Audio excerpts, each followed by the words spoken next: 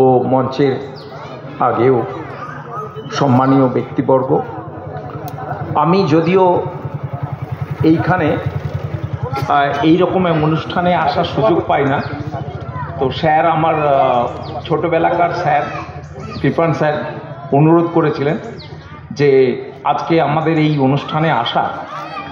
তো আমার বিদ্যালয়টা নদীর ওপারে, মানে সাউথ 24 পরগনায় আমতলার কাছে, দীর্ঘ 20 বছর ওপাশেই সব কিছু কাজকর্ম। তো আমি প্রকৃত অর্থে একজন বিজ্ঞানের টিচার, তো আমি সাহিত্যের সেরকম খুব একটা বিশেষ কিছু করি না, কিন্তু আমি একটু লেখালেখি করি, যে লেখালেখিগুলো বিজ্ঞানসম্মত এবং বিজ্ঞানের কিছু কাজ, সেই নিয়েই আমার কাজকর্মগুলো। তো বিশেষ করে ছাত্রছাত্রীদের নিয়ে জীববৈচিত্র্য এবং জীববৈচিত্র্যের সঙ্গে পরিপূরক আরও কিছু আনুষঙ্গিক কাজ নিয়েই বিভিন্ন লেখালেখি, বিজ্ঞান পত্রিকায় লেখা, বিভিন্ন ন্যাশনাল ইন্টারন্যাশনাল লেভেলে কিছু বইয়ে পাবলিশ করা বা জার্নালে পাবলিশ করা, এই কাজগুলো করি। তো সেই সূত্র ধরে আমাকে পশ্চিমবঙ্গ বায়োডাইভার্সিটি বোর্ড একবার আমাদের দক্ষিণ 24 পরগনার বিভিন্ন পবিত্র স্থানগুলোর কীরকম জীববৈচিত্র্য আছে এবং তার উপর ভিত্তি করে ভগবান কিভাবে পুরনো দিনের থেকে আস্তে আস্তে কীভাবে আমাদের এই জীববৈচিত্র্যকে বাঁচিয়ে রেখেছে বিভিন্ন ধর্মের বিভিন্ন কর্মকার্যের মধ্য দিয়ে।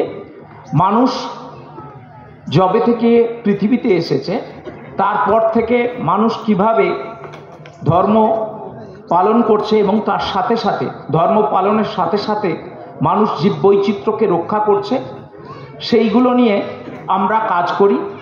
তো সেখানে দেখা গেছে পশ্চিমবঙ্গ বায়োডাইভার্সিটি বোর্ড এবং মিনিস্ট্রি অফ এনভায়রনমেন্ট ফরেস্ট থেকে আমাকে সেই কাজের দায়িত্ব দেওয়া হয়েছিল।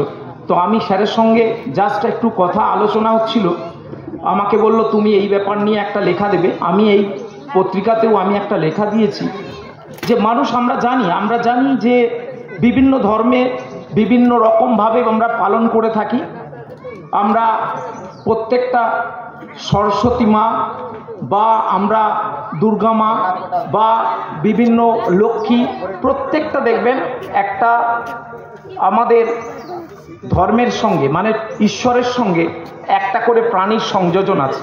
এমনকি আমাদের যে পুজো আর্চা করি তার সঙ্গে এমন কোনো দেখতে পাবেন না যে পরিবেশের বাইরে থেকে আমরা কোনো উপাদান নিয়ে পুজো করছি। প্রত্যেকটা জিনিসের কোনো না কোনো প্রয়োজনীয়তা আছে এবং প্রত্যেকটা জিনিসকে আমরা পুঙ্খানুপুঙ্খ সেই জিনিসগুলোকে খুঁজে বের করে আমরা ঠিক পুজোর সময় হাজির করি। অর্থাৎ মানুষের চাহিদার জন্য মানুষের সেই চাহিদা আস্তে আস্তে কিভাবে সেই বিজ্ঞানকে সঙ্গে রেখে ধর্মকে সঙ্গে রেখে একত্রিতভাবে মানুষ সেই জিনিসগুলোকে দিয়েই আমাদের জীববৈচিত্র্যকে যুগ যুগ ধরে রক্ষা করে আসছে। শুধুমাত্র আমাদের এই হিন্দু ধর্মে না, আমি নিজে দেখেছি যে কুলপিতে ওখানে একটা কবরস্থান আছে বা একটা মসজিদ আছে যার 50 বিঘা এরিয়া পুরোপুরি সেখানে কনজারভেশন এরিয়া হিসাবে ডিক্লেয়ার করা আছে। অর্থাৎ সেখানে মানুষ কোনো রকম কোনো জিনিসে সেখানে আকৃষ্ট হয় না, সেখান থেকে কোনো জিনিস নেয় না। সেখান থেকে মানুষের ধারণা আছে এখান থেকে যদি ব্যবহার করা হয় তা থেকে মানুষের বিভিন্ন ধরনের শারীরিক সমস্যা, মানুষের জীবনযাত্রার মধ্যে সমস্যা দেখা দিবে, তা থেকে বিভিন্ন ধরনের জীববৈচিত্র্য রক্ষা পাচ্ছে।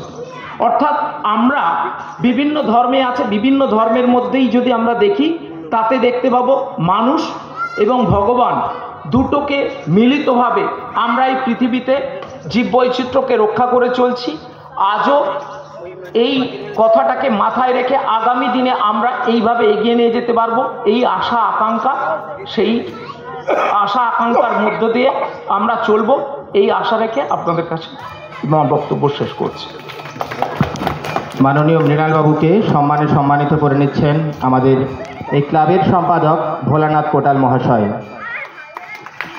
আমরা এবার আমাদের খুব প্রিয়জন,